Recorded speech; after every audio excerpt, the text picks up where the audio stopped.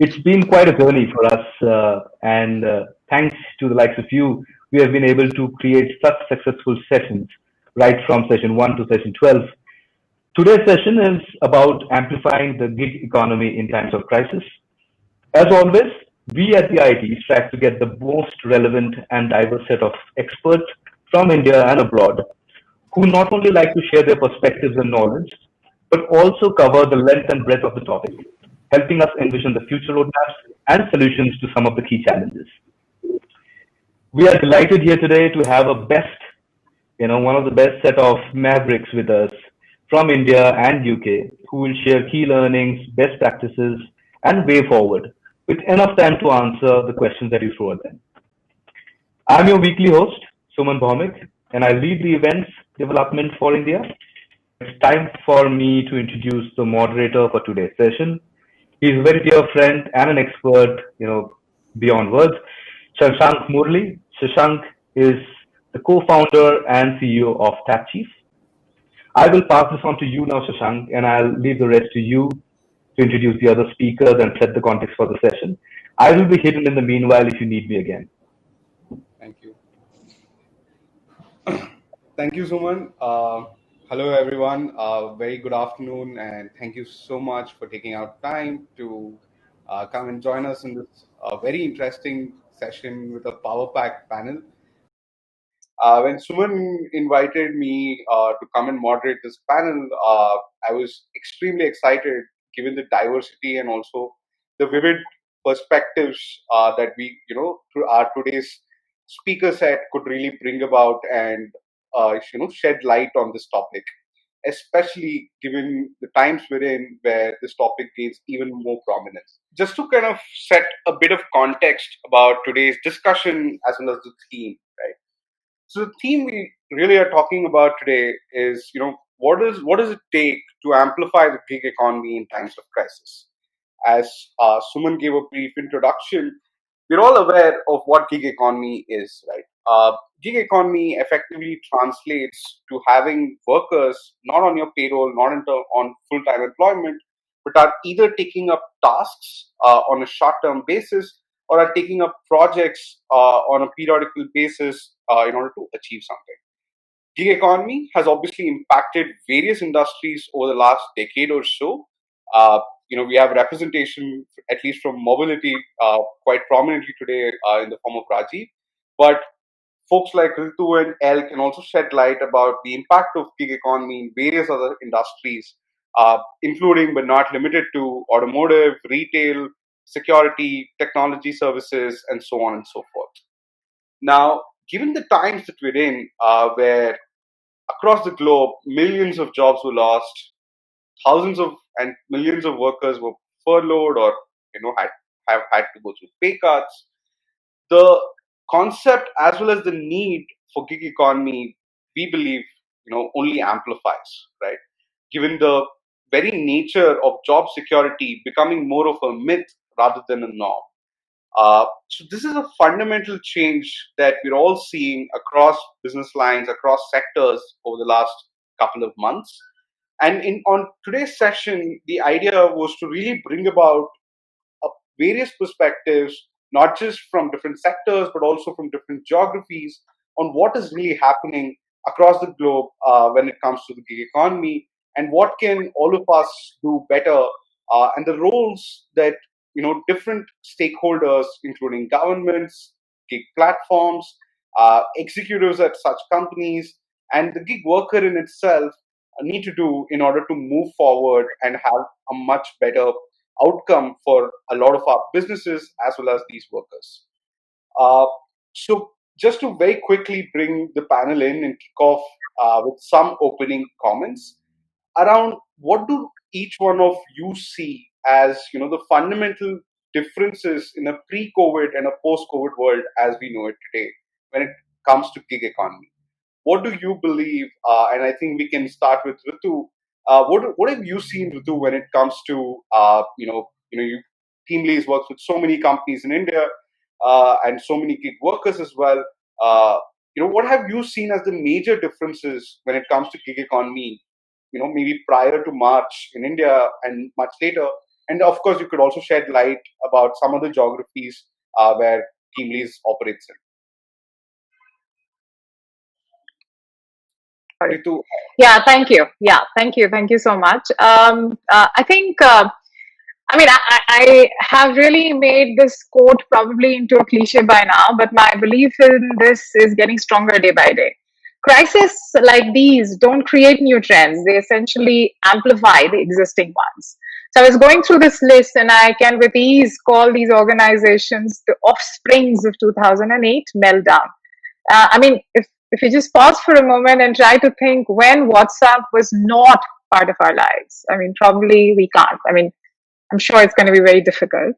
Uber, I think we have Rajiv on the panel. The organization we can call the progenitor or amplifier of the gig phenomena is also a child of the 2008 meltdown.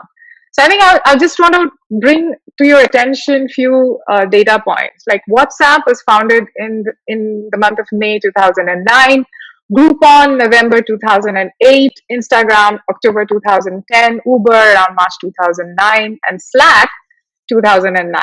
So zeitgeist is a beautiful word, which means the mood of a particular time. And I think the world would go through a 2008 kind of zeitgeist in terms of recovery post-COVID, if there is something called post-COVID or during COVID. Coming specifically to the organization, I think we've seen how the share prices of 5 tech firms, Google, Apple, Microsoft, Amazon, and Facebook, has on an average gone up by 30% from March 25th, 2020. Just when the current meltdown was beginning. Though there are a lot of points talking about capital structure and finance in this, but in general, the organization which prepared themselves for a quarter century have sailed. Now, organizations of the future would definitely be more tech enabled. As a matter of fact, we've been having internally also a lot of discussions that so far technology, tech has been kept aside as a sector, as an industry. But now tech would be the basic operating system for every organization. With variable cost structures, that would be a huge boost for the so-called gig economy, asset-light models, and debt would be in balance to earnings.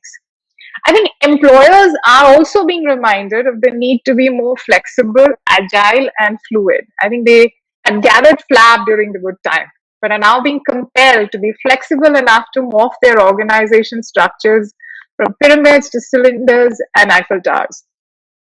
Companies have been reminded of the need to variabilize their employee cost, which have been traditionally fixed in nature.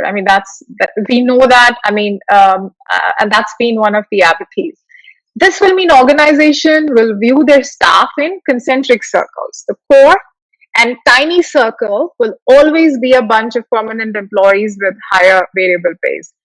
As against the traditional, let me just compare the pre-COVID era, where everybody thought that there would be organizations which will have these large segment of permanent workers, and then there would be these ancillary outsourced work happening in and around them, and that's definitely going to change.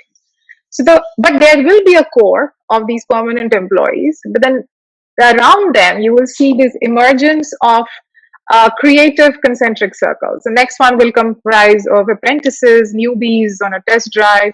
I think the next circle will be of those who are in direct fixed term contracts. I think they could be experienced people, seniors, whatever. These are people that organizations are looking to, or even actually right at the bottom of the pillar, where organizations are likely to take them for a test ride. Then there would be another of where there would be third-party contract staffing. The contingent staffing, flexi work, which will be emerging, where you're looking for specific industries, vertical job roles. And the outermost circle will be freelancers or the gig workforce. And it's important for anyone who is looking for livelihood to embrace the variability, flexibility in the world of work. And that is exactly where we are headed. So I don't know whether that gives you perspective or not, Shan, but I can, of course, go on in terms of which sector, which industry, what job roles, but maybe that's for later. Yeah. No, Ritu, I think that was a great way to summarize. And I think the concept of, just helping us as well as the audience visualize that org structures are moving from pyramids to concentric circles, I think is a great takeaway for all of us. Very quickly, just to bring L in, L, you've obviously seen the impact of gig economy across platforms over the years and across geographies, as you also mentioned in your introduction. I would love to hear, what is the difference probably from a geographical standpoint that you're seeing when it comes to gig economy uh, in a pre-COVID and a post-COVID world. Yeah, if you can also try and focus specifically about the difference when it comes to geography, in this change that we're all witnessing, that I think that would add a lot of value as your opening comments for the audience. Yeah, sure. And thank you, Ritu, for that fantastic intro there. And I totally agree with you that the trends were there. And what this crisis has done is, amplified many of them. As I think Charles Dickens said, it was the best of times and it was the worst of times, because we do feel at the moment that although there are terrible things happening in the world, there are also changes that are happening that people like me who work in this peer-to-peer world of gig and sharing economy, these are changes that we've wanted to happen for a long time. And certainly in the UK and in Europe and also the US where I work, we are seeing people make changes to the way they live, they work, they interact with technology at pace. And this is, people overuse the word unprecedented at the moment. We're hearing everything's unprecedented, but it's true. So I think that what we're seeing here is a huge uptake of using technology. I was been giving the example of the fact that my mum is using Zoom. This is, that's unprecedented in our family at least, but it's an example of someone maybe of a different generation using app technology, platform technology to interact. And what we're seeing also in the UK particularly is an openness to explore different income streams. And this is something that it could be different from what you're seeing in India, is that there is a sense that people who are maybe furloughed or have been made redundant, or maybe they've had reduced hours, are now open to exploring different ways of working, and they're actually looking online to see how they could do that. And the reason they're looking online is because they're maybe quarantined or they have to stay at home, and these types of temporary work are going to fill that gap. And that's something that hasn't been the norm up to this point here. Maybe less so than in India. And I think one of the other really interesting trends that I've noticed being, again, amplified, because it's not brand new, it's just, the volume has really been turned up on this because of the crisis, is this interest in community. And I think particularly in Western Europe and in the US, in Australia, we have, in many ways lost that sense of being able to look around us to see, what people are doing locally and how we can get involved in that. And I'm seeing Facebook groups being set up about how you can support local people. I mean, much of it is volunteering, but it's still work. And people who have set up apps so that you could maybe help vulnerable people locally, run tasks, run errands for people, get involved in that way. So an interest in community, an interest in technology. And I'd say the other main point is this increased flexibility of the way that people are working, even if they have managed to keep their jobs, because obviously we're seeing more people working at home. And what does that mean for people working at home? So they've got a degree of increased flexibility there as well. So they would maybe be able to take on another job to support that, maybe if their pay has been reduced, because that's happened for a lot of people as well. They've kept their job, but for a reduced amount of pay. And also the commute. That's a big thing, particularly in London. I mean, it's not uncommon for people to be spending 2 hours at the beginning of the day and at the end of the day with their commute. that's taken away, that's freed up a lot of time for them, and they're maybe using that time to take on another role, a gig role, to support that. So suddenly it's like everything has been shaken up, and we're watching how it falls. And I think that these are the main trends that I've seen, in the UK, in Europe, and in the US as well. And I mean, I'm not entirely sure how that differs from what's happening in India, but to me, I think that there's one thing that is probably a really pleasing trend, and that's an interest in community, and certainly the increased interest in using digital technology to access short-term flexible work, definitely. No, I think that's a great perspective. Well, I think I don't think I thought, at least I thought of it as in the same vein that a lot of the volunteering as well as the community work and people coming together to either help the unfortunate in these times, or ones who really need that help and don't have access. I think it's a great point to bring about that gig workers and gig economy is no longer just limited at a transactional level, but is also pervading into various other social causes and community outreach efforts. Yeah. Right. Thank you so much on that. So very quickly to bring Rajiv's thoughts also in. Rajiv, obviously you have seen and you have access to what's happening across the globe, especially when it comes to blue collar workers like drivers, delivery partners, and so on and so forth. But if you can probably focus a bit on India and South Asia and speak about what have you seen as the major differences, and it could be from your own perspective at Uber or in general from what you're seeing for your partners and driver partners as well as other delivery partners across these geographies would really help the audience to hear your views and opening remarks on that front. Thanks, Shashank. First of all, some great thoughts from Ritu and El, and I would wholeheartedly support them and espouse what they've said. Ritu talked of it's not really a post-COVID situation, and that is something we have to accept.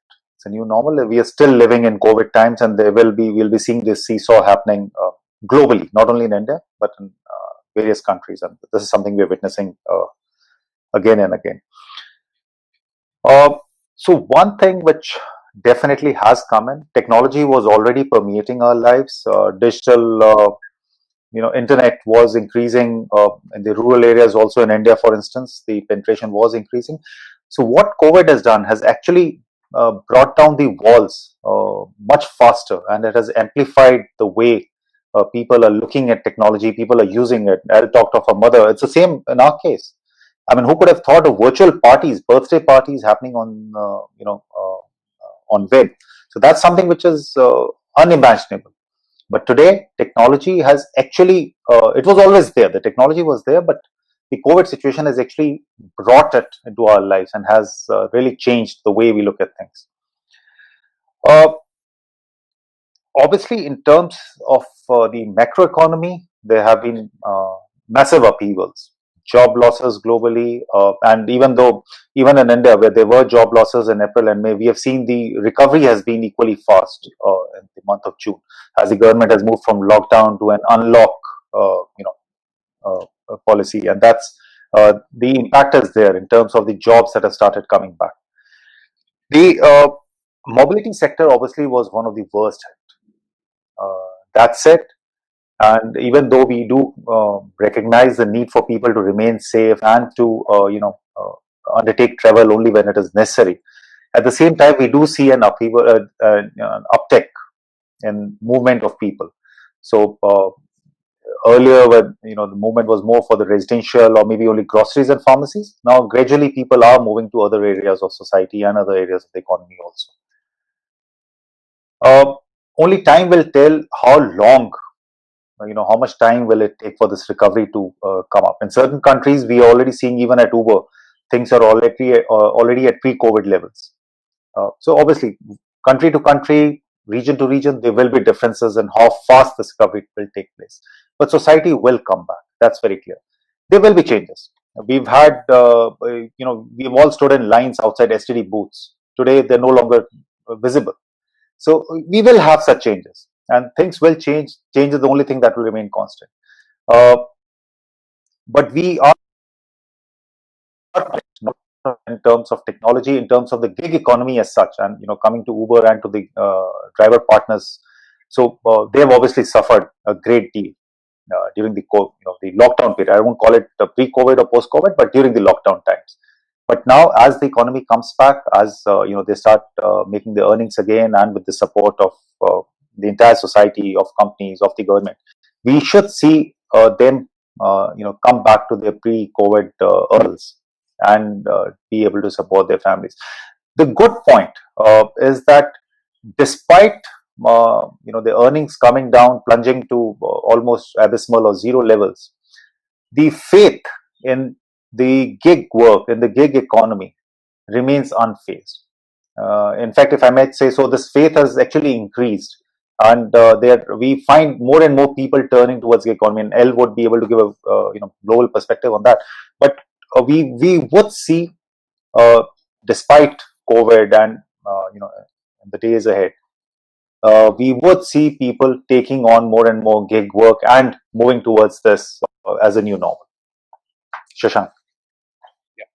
No, thank you so much, Rajiv. I think all of us can agree that change is indeed the only constant, and we're all living through it. In fact, somebody on the comments said that I'm being very optimistic by calling it pre-COVID and post-COVID, and you rightly, corrected me saying that it's pre-lockdown, post-lockdown, maybe across the globe.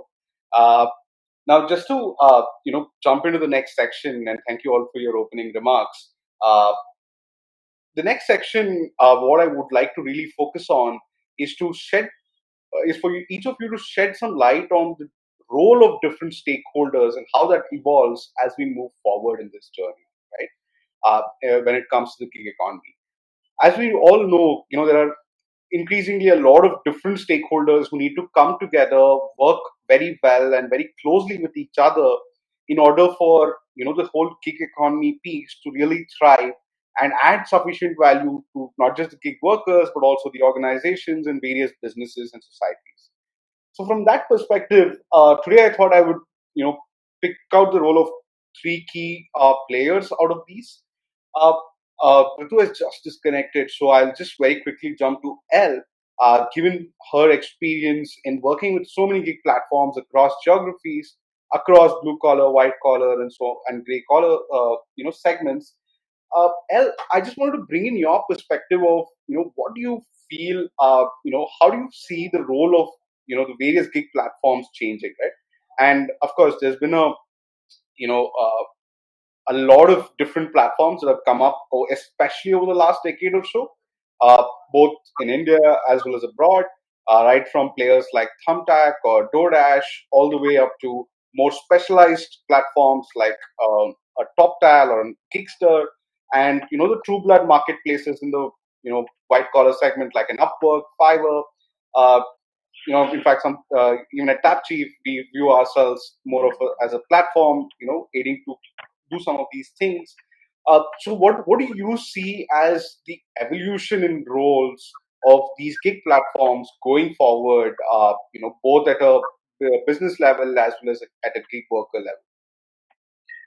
Well, I think it's been a particularly interesting time for the role of a platform and the way that the platform acts as an employer or doesn't. And I've certainly seen in the US and the UK, the crisis has created a chance for the benefits and safety net systems for how people actually work to be updated. Because I always think that one of the issues with the gig economy is that it's moved fast and it's evolved, but the things around that, the support for workers who are on contracts and the insurances and all the things that need to support the gig economy have trailed behind.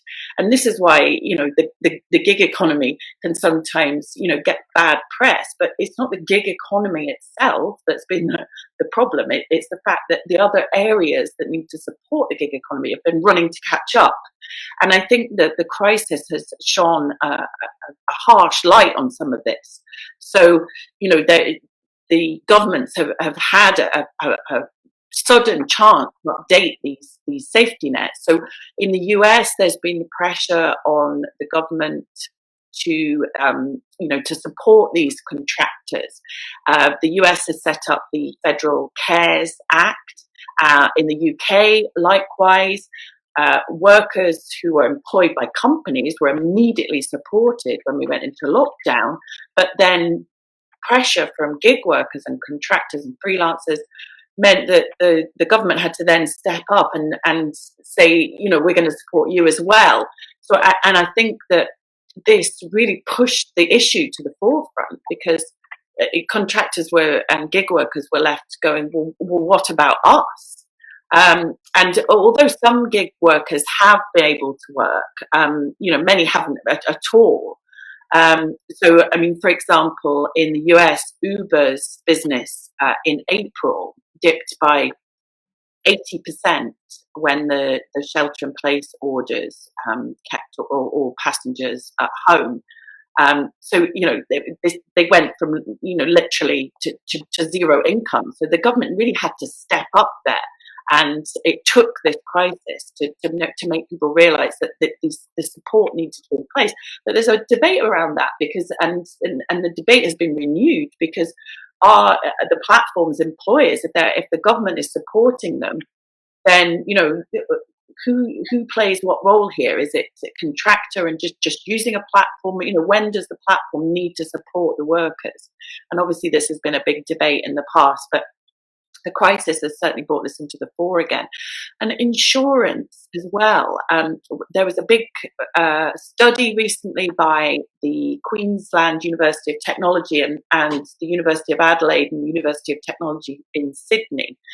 And it revealed that most platforms in Australia don't offer insurance to their gig workers. And that's a huge amount. That's, nearly half don't offer that support. So lots needs to change there when it comes to support. I work closely with Jeremy Gottschalk, who's the executive director of the Marketplace Industry Association in the US. And there's a lot of debate going on there, because, for most platforms, he's told me that, the gig workers, need to be contractors, but, the platforms are using contractors, but there are other ways to set up safety nets. It doesn't mean that they've got to become employees of the platform, but there needs to be more support around it. And I think that the way that the gig economy has been moving and evolving has been at a breakneck speed. But I think what the crisis has done now is really brought in a sense that what's around the gig economy and what supports it needs to change as well. Absolutely, El, and I think those are some wonderful points to bring about in case of the role of the various platforms, because it's not just enough to provide great incomes and opportunities, but also provide the necessary safety and social security net to the various workers who spend an inordinate amount of time on these platforms to earn their living. Rajiv, I just want to very quickly bring you in on this as well, but with a slight deviation, because when we were discussing earlier, you mentioned your role in the social security code that the government is coming up with in India, and your involvement in it both prior as well as now as part of Uber. So just wanted to bring your views on what do you see as the evolution in the role of policymakers and governments and authorities or bureaucrats for that matter when it comes to the gig economy, their role in ensuring that organizations are able to kind of incorporate and inculcate that further, as well as ensure what El mentioned, right? That that there is sufficient security for the workers, that it does not go down the path of exploitation, but it goes down the path of fair balance and fair opportunity. So would love to hear your thoughts on the role of governments and policymakers when it comes to the economy. Sure. So I would absolutely agree with L on the social security net. There is a security net that is needed. Uh, so from what we have understood from the Social Security Code, you're aware that the Government of India had tabled it in the Parliament in December, and where it's currently under debate with the Parliamentary Committee, etc. So we too look forward to having a Social Security Code, and so although it would be replacing a plethora of labor acts which are there. From the industry perspective also, that's very important to have more progressive labor laws, but at the same time to have a code or a social security net that protects all workers.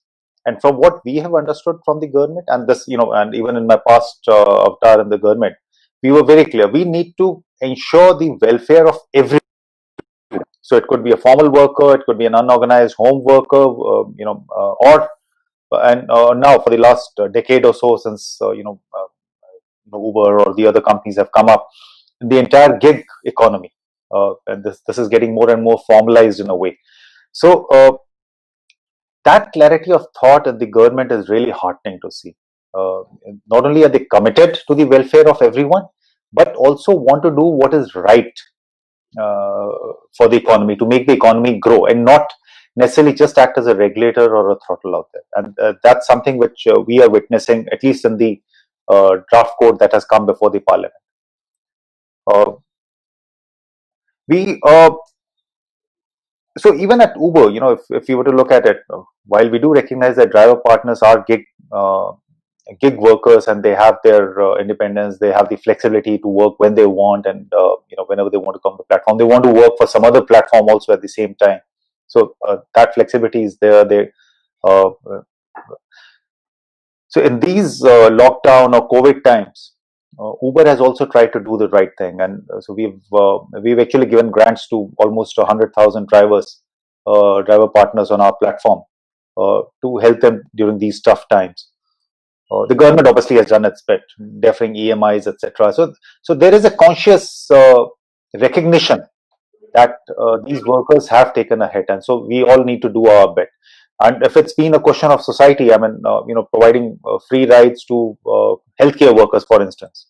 So I mean, it was not really something that Uber was mandated to do, but we felt it was the right thing to do, and we really need to stand by society, stand by our COVID warriors, the healthcare workers, and ensure that if there's just that small bit we can do to take further the battle against COVID, then we should be there at the forefront of such a battle.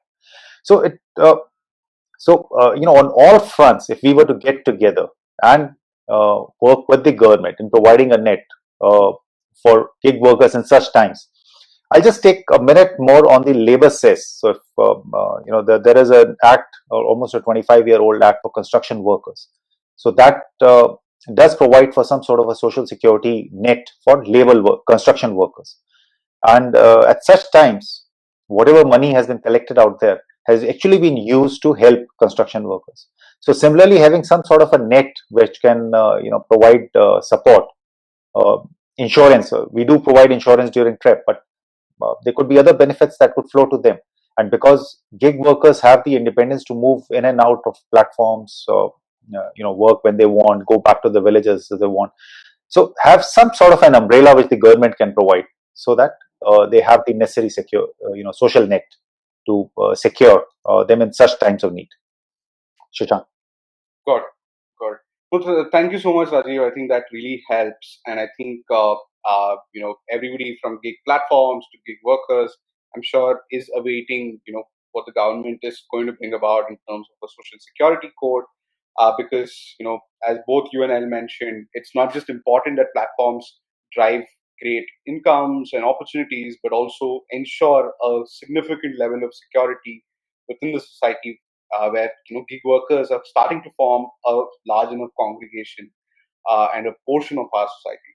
Uh, Ritu, just to bring your views in, you lead one of India's largest people supply chain company.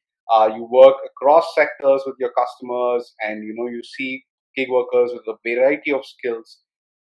What do you see, in terms of the role of such companies, right, such as Teamlease, and I'm sure there are a lot of other companies that are coming up.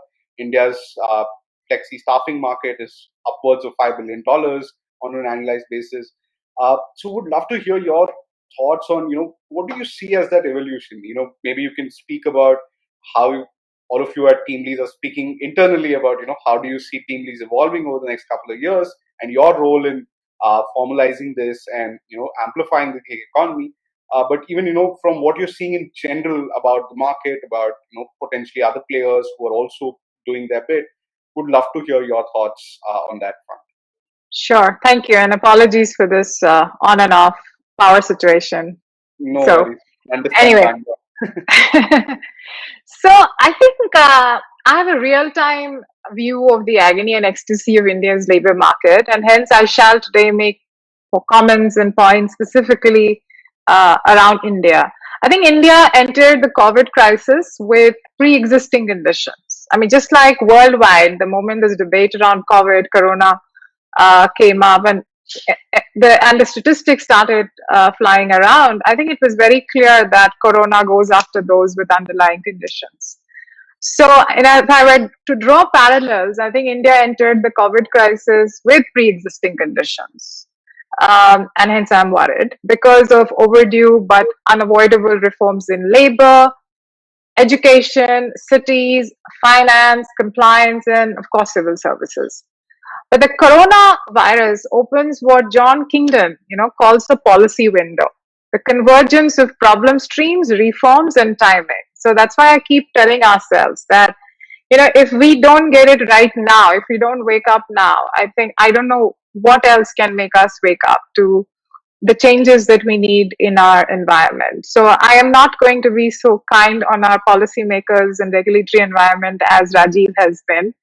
But yeah, I think, I don't know if anyone of you, there is this infographic, which probably are doing the rounds, I think, which we came out with recently, which talks about India's compliance universe.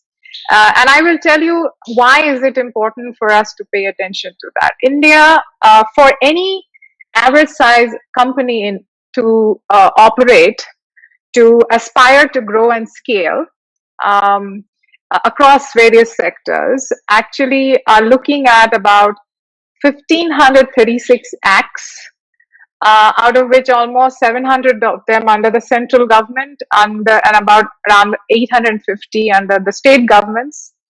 There are about 69,000 compliances to be done, out of which around 25,000 in central and the balance with state. There are about 6,618 filings to be done, which is around 2,200 central and the balance the rest. Why am I alluding to these numbers? And of course, this has been broken down across various states in India.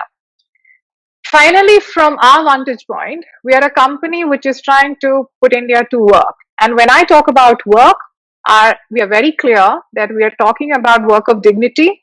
We're talking about decent work, decent livelihood. So this country for the longest time somehow have managed to grow at a interesting, steady pace with about 90% of the workforce in the informal sector.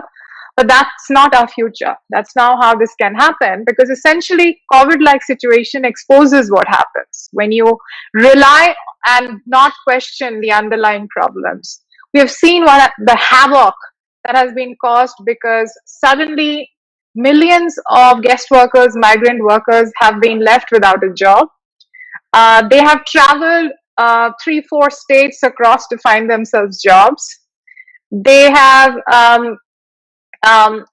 suddenly left everything at hand in respective states and they want to go back. I think this is what is something that we've been trying to ignore so far. And when we are having a discussion about whether it's gig work, contingent work, finally all that we're trying to do is these are different forms of work of dignity that we are trying to create. These are different possibilities that we are trying to create for individuals.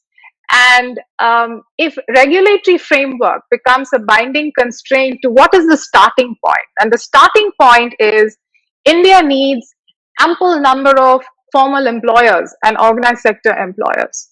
While we have 63 million enterprises in this country, we have got about 1.3 crore GST registrations. It must have dipped over the last 3-4 months as well. We actually have only 16,000 companies with a paid up capital of over 10 crores. And maybe about 7,000-8,000 with over 100 crores. So essentially, the problem is that India is a hostile habitat for anybody who's aspiring to scale. So for work to start, for any kind of work to start, we need people who can provide work. And hence, I feel that now is the time for the government to wake up and do something about the regulatory regime across all these aspects. And Rajiv has already touched upon what's happening for gig work, and I do not want to repeat myself on that. However, my point that I'm making is all kinds of work for them to flourish. First, we need to have ample work. And for ample work, we need to get ample work. We need more employers. Of course, there is some bright side. I think COVID has demonstrated how one element of digital India, the Aadhaar enabled direct benefit transfer, enabled quick and targeted action.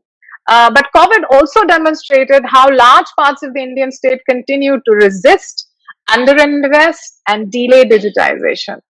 I think we make the case that the three-phase transition to mandatory digital payments, accounting, transactions for government proposed by the CAG and under a new project called Data, Digital Accountability and Transparency Act uses the COVID policy window for an empowering, elegant and overdue reform with delightful consequences. We are also seeing, I think, that there is some kind of inertia around legitimizing the labor codes, which have always been spoken about. But yes, I think far from done, far from where we ought to be. And I'm just hopeful that we do not lose out on this opportunity which COVID has posed to us in terms of transforming the world of work in this country. Yeah. Thank you so much, Ritu. Absolutely, I think the famous quote that you don't waste a crisis, you make an opportunity out of it. I think definitely has to be taken seriously across all stakeholders. And I think it's always very interesting to get the view about policy from somebody who's been in government and somebody who is an executive at a company, because they always differ, and it's always sets up a great kind of a battleground of sorts. But just to diffuse the situation and make it a little more proactive in terms of some of the things that we all can do outside government, things which are under our control, right? Which is what can organizations do and what can gig workers do. So the next section is more of a tips and advice section, is what I'm calling it. And I would love to bring each one of you to give your top 3 tips to A, gig workers, and B, organizations. And if you can start with L, that'll be great. You can keep it crisp, you can elaborate it. I'll leave it up to you.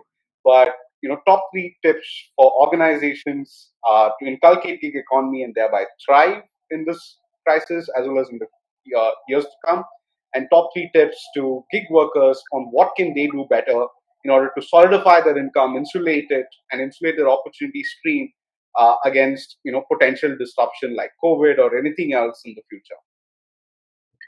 Okay, so first of all, I'll set a bit of context for the UK. We have just had some announcements of some big UK firms making some huge redundancies. Boots, the chemist, which is a chain all over the UK, has just laid off substantial amount of workers. John Lewis is closing stores. That's a big chain of department stores in many cities. So we are in a climate now where, as we come out of the lockdown, the effects of the lockdown are starting to come into play.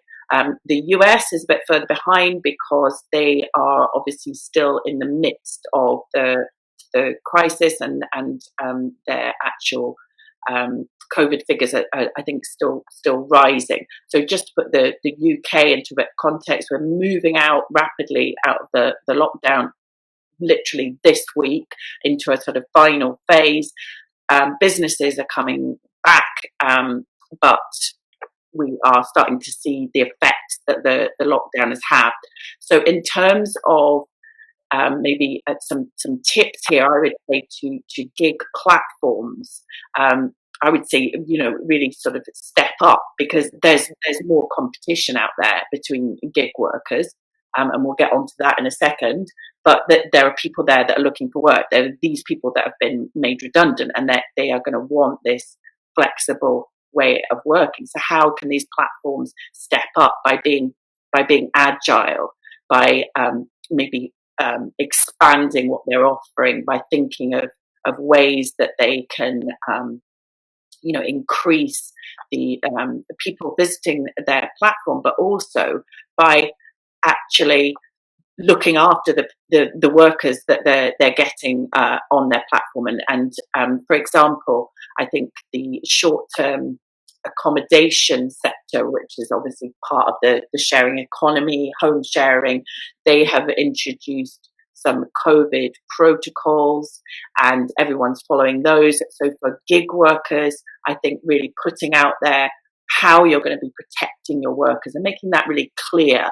That is, a really important way that the platforms can step up, and they can work harder to promote that trust, and they can create, information for their workers about how they can maybe get support, but also in terms of their content. I mean, I'm coming at this from a slightly sort of marketing point of view, but it is really important that the blog posts on the platform, inform workers about what the COVID protocols are going to be, how they can get support, where they can get information about freelance working and gig working, and what the government can provide them in this period of uncertainty.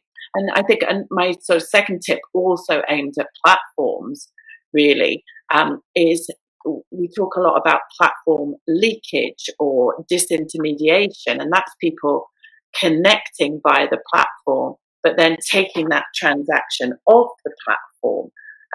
So, if we are going to further the gig economy here, we need to make sure that platforms know how and effectively can avoid that leakage, avoid people using that platform and then coming off. And this happens a lot on certain types of gig economy platforms. For example, tutoring or babysitting. If you find the right person, then you just interact with them off the platform.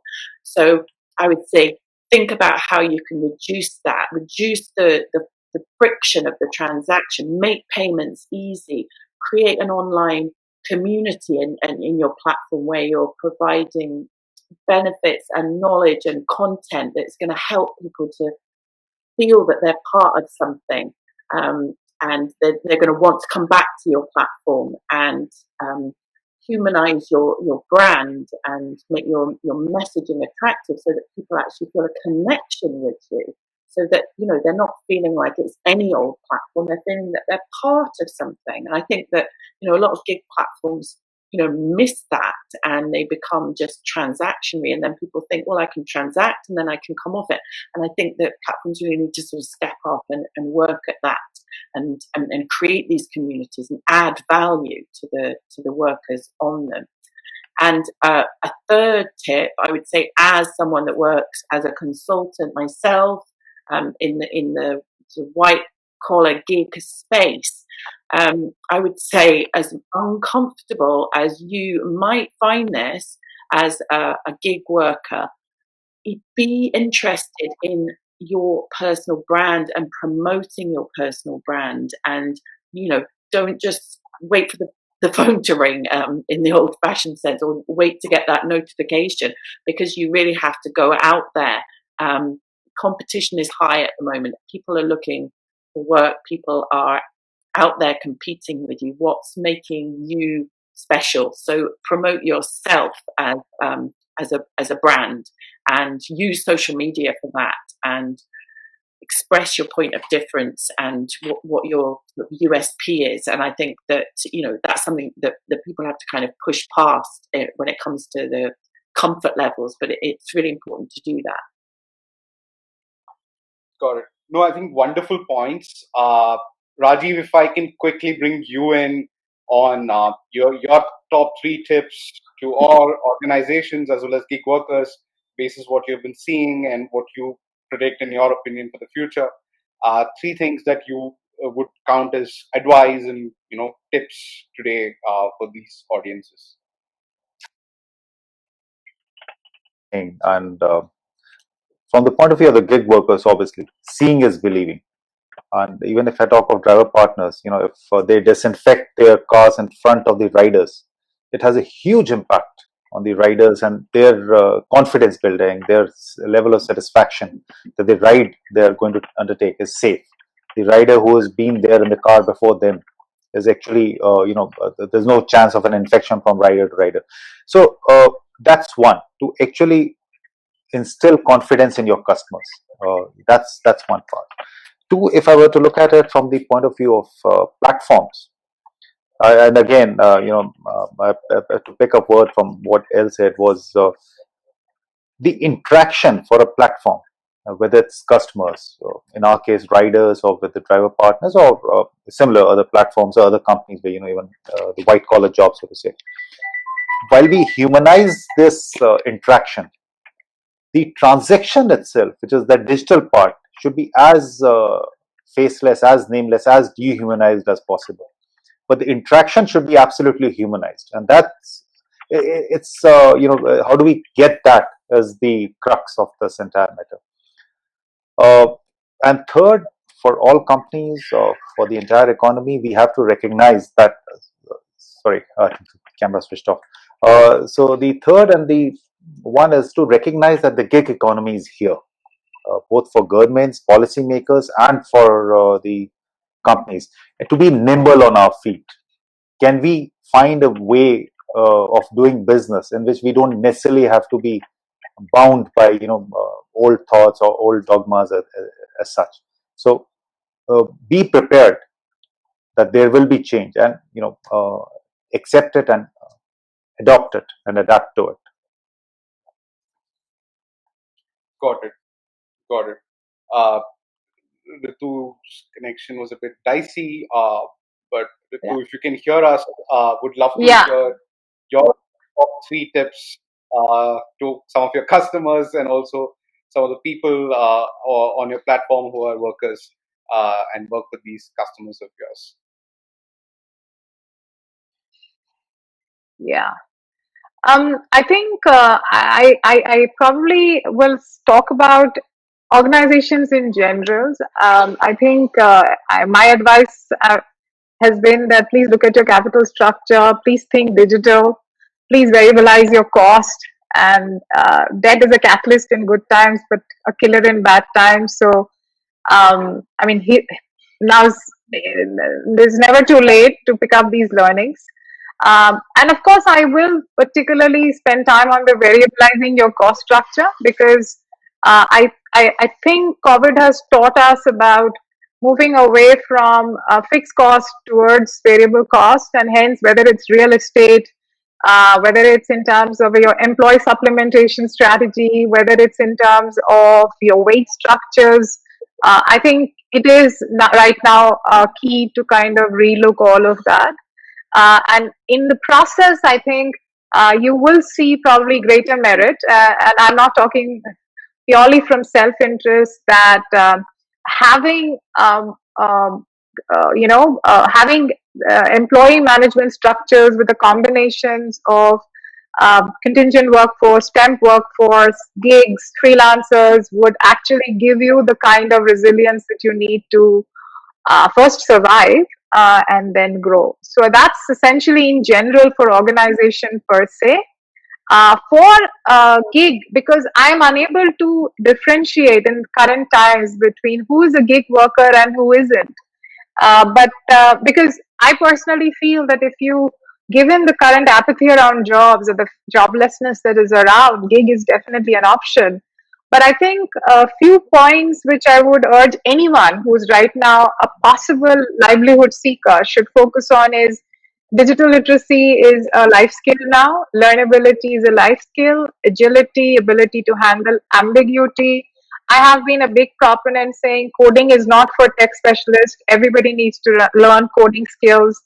fungibility, because I think a lot of people are suffering because of the layoffs and furloughs and whatever is happening around, because they have not developed diverse skill sets, or they have not strengthened diverse skill sets in their portfolio. They have got overtly specialized, or whether it's in terms of job roles, skills, or industries, and that's coming in the way for them to quickly move to something else. It's not that we have a lot in something else, but there are green shoot sectors which are emerging, and the fungibility might just help you build the much talked about competitive edge over others, which Elle mentioned, and of course flexibility, because today we have to realize that any job is good enough, and jobs don't have color.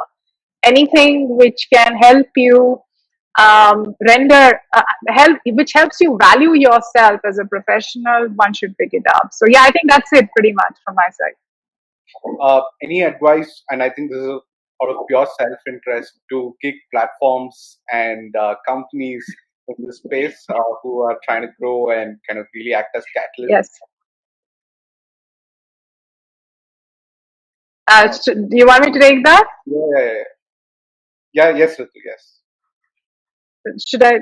Yes. Should I take it? Okay. So I think first and foremost, I think, is making it socially acceptable. Making it socially acceptable, Shashank. I think evangelization will play a huge role around. It's not just, I think you guys are, I mean, when I say you, I know you are the one who is a pioneer of sorts and coming out with a legit gig platform. But I think it's important for it to be socially made, to evangelize the process of making it socially acceptable.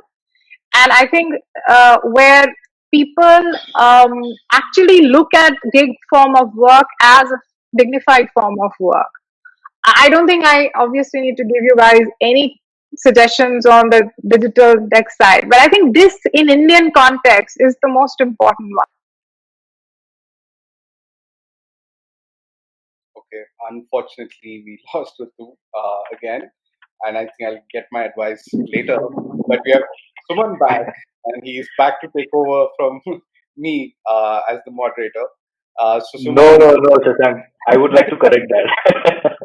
I have no intention So to take sorry. over anything from you or any of the other guys. no worries. So sorry, nightmarish. I'm so. Reach out to me for this advice offline and more personally. And but I know that apart from a lot of amazing insights to this session from all of you, I also know another additional person to send my pitch deck to. So that's great. Thank you, Suman. And So I think Ritu has an automatic timer which cuts her off after giving some advice. Beyond this advice, if you want to know, you'll have to yeah, So sorry. offline with me. No, I think it was wonderful to have all these insights being shared, not only from an Indian perspective, but also to create to understand various aspects of government policies and platform providers from international perspectives as well. I think there are a lot of questions which have come up now, Shashank. I'm sure you have kept a tab on those.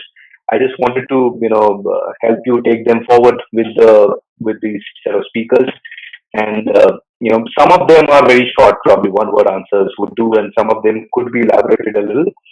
So do we start with them? Yeah, of course. So let me go by some of the most upvoted questions. Yes, So one of please. the most upvoted questions is, and I would also request the audience to just very quickly have a look at the questions and upvote them, which it'll really help us filter and get the most important and needed questions answered by our panel. So one of the first questions is that should gig economy dynamic focus on their local opportunities, or using technology, should it continue to try and embrace international opportunities? I think it is more from a platform standpoint and providers of gig economy and gig work. So L, if you can maybe help us help the audience answer this, just to kind of reiterate the question. The question is that should gig economy platform providers of gig economy work be focused on local opportunities, or should they also embrace international opportunities from day one? what is your view and basis your experience? What have you seen work better? Is that localization better, or being global or international from day one better? Uh, you know, uh, Yeah, that's a good question. I think it depends on the type of platform. What we're seeing here is that there are some big platforms that do a lot of different types of gig work. So we've got Airtasker, which originated in Australia. There's TaskRabbit that came over from the US. There's AppJobs that's based originally in Sweden, that's right across Europe now. So these are really horizontal gig marketplaces. So they span huge regions, but the work, if it's a physical job that you're doing, you need to be local to be able to access that job. Whereas obviously, if you're doing remote work, then it can be anywhere. So it does depend on the type of work. But I also think, just to add to that, what we're also seeing is quite a lot of new platforms emerging that are very vertical, very niche. And because of the increasing amount of people that are looking for gig work, I think this is a really good time to be setting up a niche platform. So that doesn't mean to say that it's local, but it's niche in the sense that, say, it could be, just for lawyers or something, a marketplace for a very specific profession. But I would say that local or national or international really depends on the type of work. And what I do find quite often is when big platforms set up, they might want to test the idea in a small local area. I've just been recently working with a gig platform based in a very small area of Dublin that just started there in Ireland, just to see if there was traction on the idea, and it was for tutoring of children. So you might want to test in the local area, but then once you've proved that, you can sort of roll out in multiple locations. So lots of variables there. So there's not really sort of one answer to that, and it really does depend on the type of work that you're offering. I hope that helps. Got it. Yeah, I mean, just to summarize, I think what your opinion is the fact that it is very contextual basis the sector, if you're operating in a vertical or if you're a horizontal, and basis that and basis the leverage you own in a geography, you either choose to go local or go internationalize. No, I think that's a great view. Ritu, just to bring you in while we have you, hopefully for the next couple of minutes. There's a question which says that it's not easy in these times to suddenly go become a freelancer, or a independent worker, while you may have had a constant job throughout this, before this, right? So what can be done to overcome this? Any advice for potentially, workers who are trying out gig for the first time ever? I would also love to cover a bit on that once you do, but would love to hear it from you.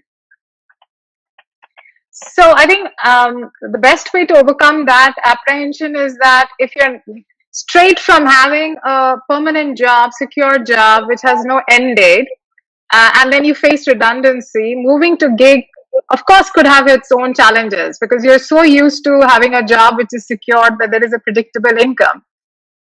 My suggestion is that first take up maybe a project-based work or a contingent work or a flexi work. So even if it's for 2 months, 3 months, which means you still have to do work from 9 in the morning to 6 in the evening, but it's for a fixed duration. Because I think the mindset that you can't pick work for a limited duration of time is the first thing that needs to set in. And then, of course, that will lead to a certain source of income coming in.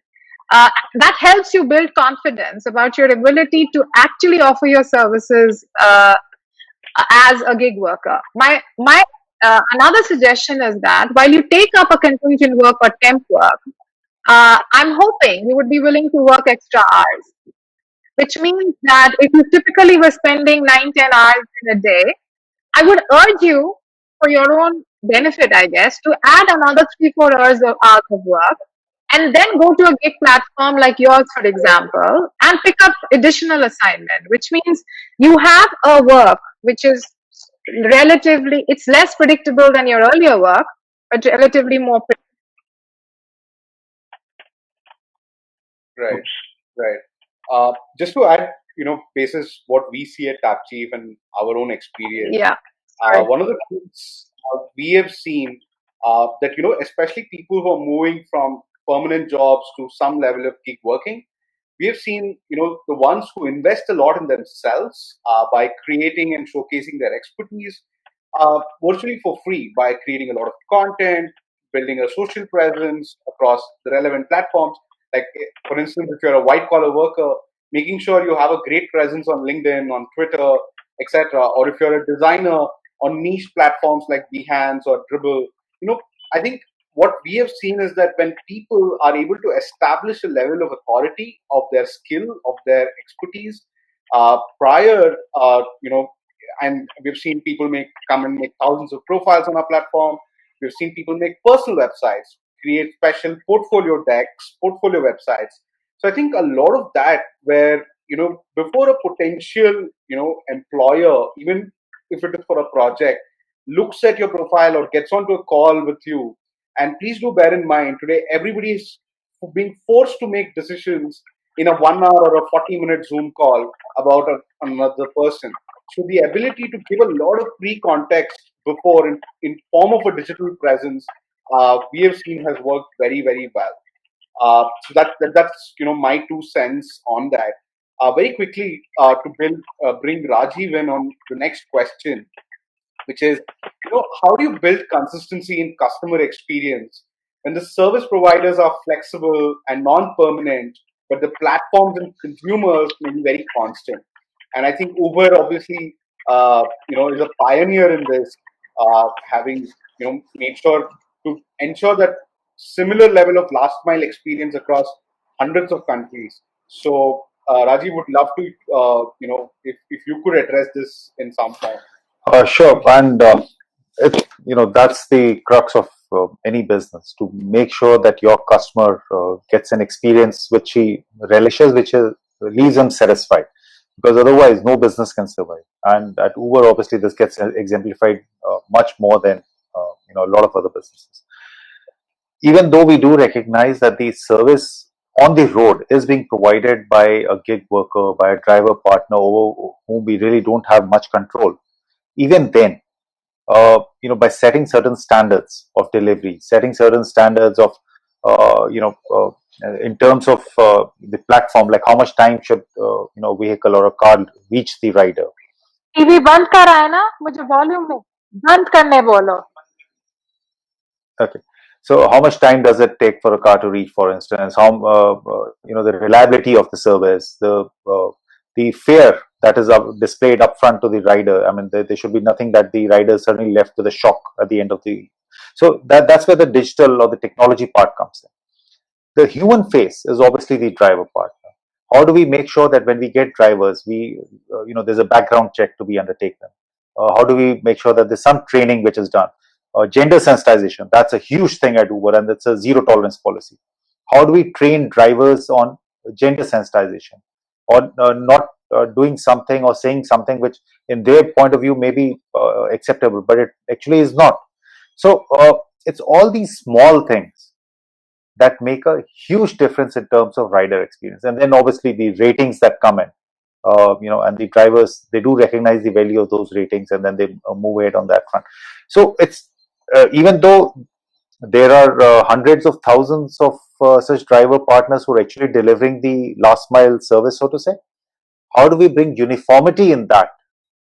And then obviously back-end call centers, back-end emergency services, etc. That's obviously all that we do provide. Technology enables us to do that, but the front end is equally critical, and that's something we are, and all platforms are committed to make sure that we provide that service. And that's but that's always going to be work in progress. And that's not something we can rest on at any point in time.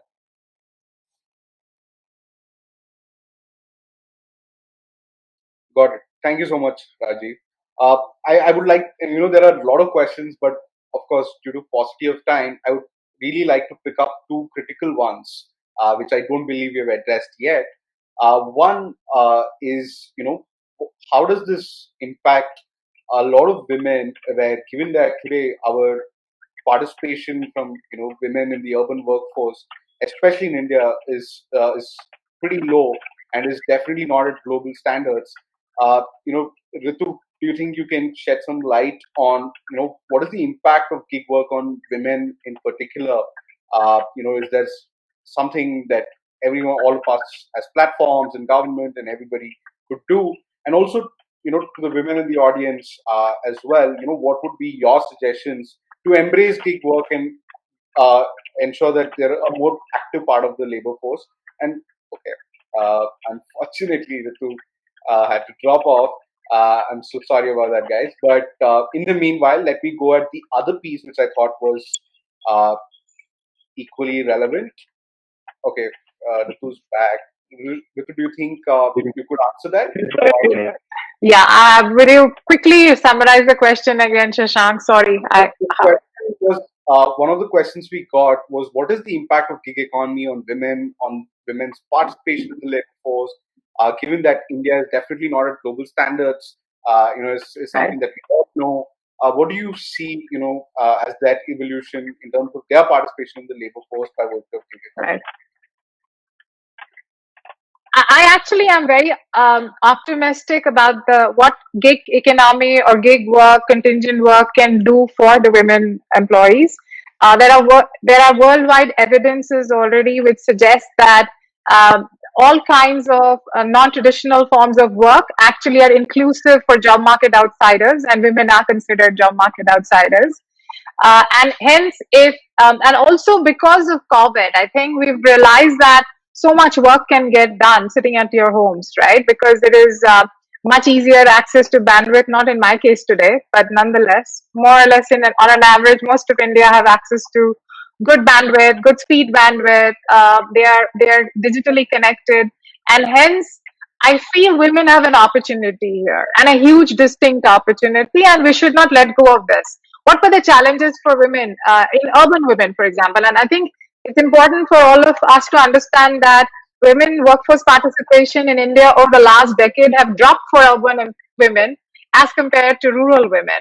And that's happened on account of factors like transportation, office being far away from home, who's got safe childcare possibilities, support systems not being in existence. So I think all of them can get taken care of if gig platforms are available and if we are digitally connected and literate today. And that's why, while I don't know what the future has in store for us, but I'm very optimistic that it is going to throw up some interesting opportunities for women who want to work, who have the skill set, but had to hold back because of all the constraints that the environment and circumstances have been posing to them. I can't forecast a number around it, but I think we are at about 26% our women labor workforce participation, which is one of the lowest from the bottom. We are topping from the bottom, and it's a large workforce we are talking about, right? We're talking about a 490 million with about, let's say, 50-50 combination of women. But I think we will make a dent, and I remain optimistic, and I want women to come forward and use the gig option or contingent option, part-time work options to kind of, get back into the workforce in full fury. That's it. Before my connection goes again. No, thank you so much. Uh, One of the last questions, I would like to bring to motion, and would love to bring Ellen on this one. Where one of the questions that is asked is, obviously these times have been difficult in many ways for people across the board. People have been locked down.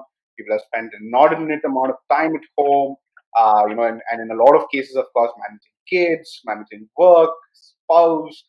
I think it's older parents. I think the list is endless in terms of different levels of stress all of us have gone under across the globe, right? So from that perspective, there's been obviously an impact when it comes to mental health across the board. It could also be from a lot of things that have happened professionally by virtue of layoffs or pay cuts. and going under financial stress, or just losing purpose, right? Because if you lose your day-to-day activity which you have been doing for years or months, it could all have potentially a dire impact on people, including, in fact, it is. I was reading an article the other day which said, the executives at companies and some of the founders are the ones who are facing the most amount of mental health issues lately, with sleep cycles disrupted and so on and so forth. So, any advice, anything that you would? I understand you're not a practicing mental health professional, but based on some of your customers and what you've seen, and your clients and other platforms, what do you see as some rightful steps that one should potentially take, or in order for all of us to come together and help each other in these times? Yeah, it's an interesting question, because I think that this the climate at the moment has put pressures on people in ways that we would never have anticipated. And you're absolutely right, in terms of anything from having to work from home with children to we're dealing with bereavement, all these types of things. And I think that an acceptance and an understanding of that the from the point of view of an actual platform provider, it would be a great way to actually step up, maybe to differentiate yourself, because what we're dealing with here is people coming to platforms who have maybe been made redundant, been bereaved. I mean, how great would it be for the platforms to not only help people to get work, but also maybe to provide them with resources to support them in terms of their mental health. And that could be in terms of information or where they can seek help. This could be with content, blogs, etc., that might provide them with ideas for how they can be supported during this difficult time. So really acknowledging that is, and actually stepping up and creating something from this problem is really a way that platforms can support gig workers, not just by providing gigs, but by actually helping them from a mental health point of view as well. So I think that one of the things that gig platforms need to do during this time is it's not business as usual, and it's acknowledging what's actually happening out there and what their workers might be dealing with. Maybe being more accommodating if there are sort of dropped shifts or difficulty in actually meeting an arrangement or something, and providing that kind of support on a information level, or in other ways, maybe a helpline or a chatbot or something like that, and really just supporting the workers, because they're not getting that support anywhere else. And this is what we talked about earlier, is like, where does that support come from? We can't just call gig workers contractors and just leave them out on their own. The structure has to be round them to actually make this whole model work. There has to be more things in place, and you're absolutely right. And that mental health has to be one of those elements. So yeah, it's a chance for platforms to really step up, I think. No, absolutely. I had said that's the last question, but there's one question which is coming up again and again, and I would love to bring Rajiv's views on this one, because it's a foundation of everything. It could be gig work or full-time work, etc. That's education, right? Obviously, we've seen, we've all read the news. It's as young as 6-7 years old on Zoom classes every day. Universities going completely online. I think a very popular meme that was trending yesterday was how the most expensive streaming service today is Harvard at $50,000, whereas Netflix and others are at like $200. So, Rajiv, would love to bring in your thoughts. I'm sure you would have seen a lot as an administrator as well across districts in one of the most populous states of our country. When it comes to education, what is the relevance of gig economy in the education industry, right? Do you see, maybe contractual professors, guest professors, and teach faculty, and all of these, going up even further? Or what would be the impact of students? How does a student, go through that learning cycle to aspire to become a gig worker someday, right? I think, I know maybe it's a little out of domain and little, but I thought, from your collective experience, you would be the most suited to answer this one for all of us. Wow, that's a tough one. So it's Sorry, so sorry to put you on the no, spot. absolutely. No, so we already have a lot of digital platforms. We're seeing Bijus, we're seeing lots of online courses, online fully loaded professional courses, and now you have Harvards of the world also, adopting model. So education, yes, there will be an impact. You can only learn so much through the digital interface. And in engineering college, you have been in bits of, we too have spent 4 lovely years in an engineering college. The peer-to-peer kind of interaction, which goes beyond the book learning or what you pick from speakers. So education, yes, there would be changes, and the gig economy can play a role. We've always had guest speakers. It's always been there, and maybe increasingly so. There will be more and more, as technology becomes more and more varied. So you really can't have one person who can be the repository of all knowledge. So you would like to draw on knowledge from different sources, and the only way to do that is to look at, guest speakers or guest lecturers who are in a way, gig professionals. So even the education field will not be left untouched. And as we have more and more digital online modes being used, the concept of professors being on a particular campus is no longer relevant. So you could have a professor maybe enjoying on the beaches of Hawaii, and students spread all around the world, and you have online classes going on. So those boundaries have been broken down like never before, and we will see gig economy seeping in across fields, and education will not be left untouched. Definitely. Got it. Thanks a lot, Rajiv. We're almost out of our time, but I had one small surprise segment which I didn't tell any of you, but I thought we should have, because I thought we'll have a Karan Johar-esque rapid fire with just three quick questions for each one of you with one word or one line answers, if you can, engage. So we can start with Ritu. Same three questions for all of you, but would love to get your views on this one. As a very quick rapid fire. So the three questions are as follows. Ritu, what would you consider as the the most promising gig platform or favorite gig platform that you see outside of TeamLease? Because of course TeamLease is already a great company and we all know it. The second is, who is a potentially thought leader or a person you look up to when it comes to the gig economy, and who do you read from, learn from, and who we all and the rest of the audience can really learn from. And the last but not the least is one sector where you believe that gig economy has not yet pervaded enough and has definite potential and impact to thrive and really play a role. Unfortunately, given that we lost Ritu, if we can bring L and Rajiv's thoughts, starting with L. Just to repeat the questions: favorite gig platform, favorite gig thought leader, and last but not the least, a sector where you believe gig economy can thrive because it already has it, but has a lot of potential in these times. Okay, I'll be quick. I'm fascinated by a very early stage startup, which is actually based here in Scotland, where I live. And what's fascinating to me about it's called Kessero, and it's very early stage. Doing a bit of support for them.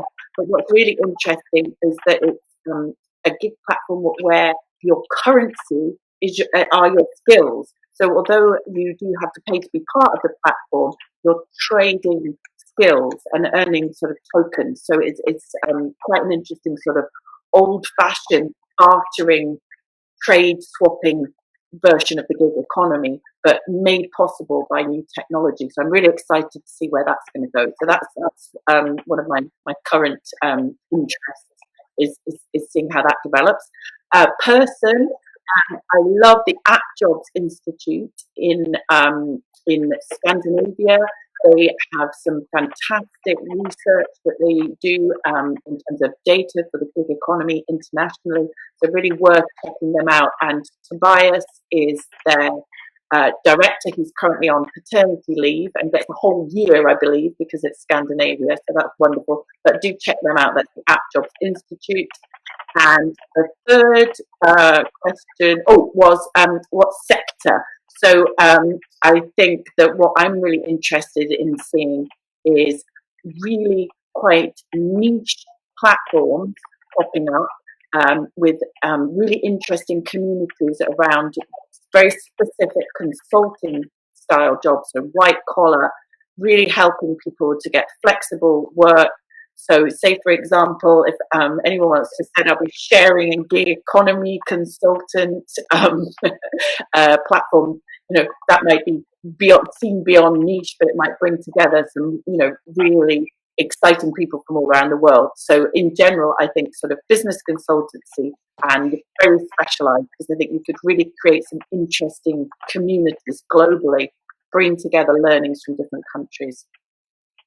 Awesome. Thank you so much, El, for the answering some of my impromptu questions. Ritu, if you can bring in your view, just to repeat, favorite gig platform outside of TeamLease, favorite thought leader, or about who you look up to, about to learn more and read more about the gig economy, which the rest of us and the audience can also go out and follow and aspire to learn from. And three, a sector where there hasn't been enough explosion in the gig economy, but you are very confident and hopeful that that sector would see a lot of spurt and growth with respect to the economy. So, one word or one line answers. Thank I you. can move to Rajiv. So we actually need more gig work, in the power sector. So that's to help Ritu and all of us. Okay, so here's my answers. Most promising gig platform. The answer is obvious: Uber. And so I'm sorry, that option for me. So I thought you jump into that. I'll make my answer clear. And it's not only Uber as a company; it's the Uberization of the entire economy of work by itself, and that's what I'm looking at. It's much more than just one company. It's not only moving people; it's moving minds and changing mindsets, moving mindsets. That's for me is the critical part.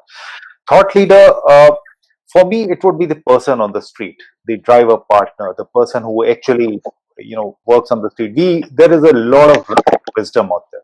We really need to learn from them. And I can give you example after example from villagers. In the lockdown period, you should have seen the way the discipline the villagers have displayed. It's amazing, and we really need to learn from them. They may seem simple. You may call them illiterate, but literacy is different from knowledge. It's different from wisdom. And so for me, it's the person on the road, on the street, to really pick up their thoughts and learn from them. And a sector which has still not been permeated to that extent, the government sector.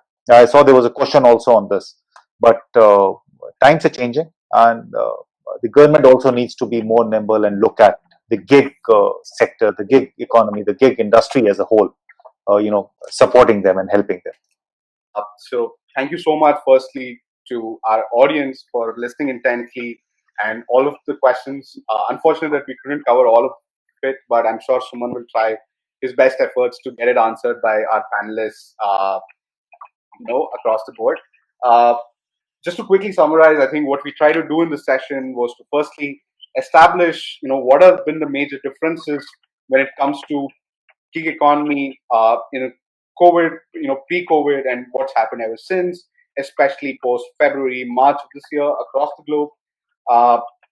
We got perspectives from across the board from all of our panelists, where they spoke of the inclusion of communities, the need for variabilizing costs at an organization levels, the need for companies to be more agile and flexible, the need for governments to suddenly wake up to the situation at hand and ensure a level of compliance when it comes to security, when it comes to these gig workers and their incomes,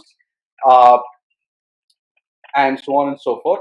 We also try to touch upon the role of each different key stakeholders when it comes to governments, when it comes to policymakers, bureaucrats, gig platforms, etc.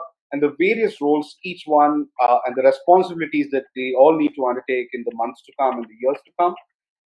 And last but not the least, we also covered, from our panelists, from a very different perspective that each one brought about, the necessary advice or tips or best practices that anybody could follow when it comes to gig workers or organizations in order to take on these times head on and move further and thrive. And as they say, turn every crisis into an opportunity. Uh, we had some wonderful thoughts exchanged, with the need for platforms to do their best, not just in driving incomes, but also care about other aspects of the lives of gig workers as well as their customers, that is businesses to strictly variabilize costs in these uncertain times in order to make sure that they not only survive but also grow in the coming years, and the role of governments and policy makers to really care about what does it take for a gig worker to earn incomes constantly, and for businesses to move away from a pyramid structure, as Ritu mentioned, to more of a concentric circle org structure. And of course, we had some of our rapid fire questions also answered. Ritu just answered her questions. Of course, team leads, that was expected. But some of the sectors she mentions is e-commerce, media, and technology, which all are ripe for disruption when it comes to workers in the gig economy. Uh, and and so that's largely it from our end. Thank you so much, everybody.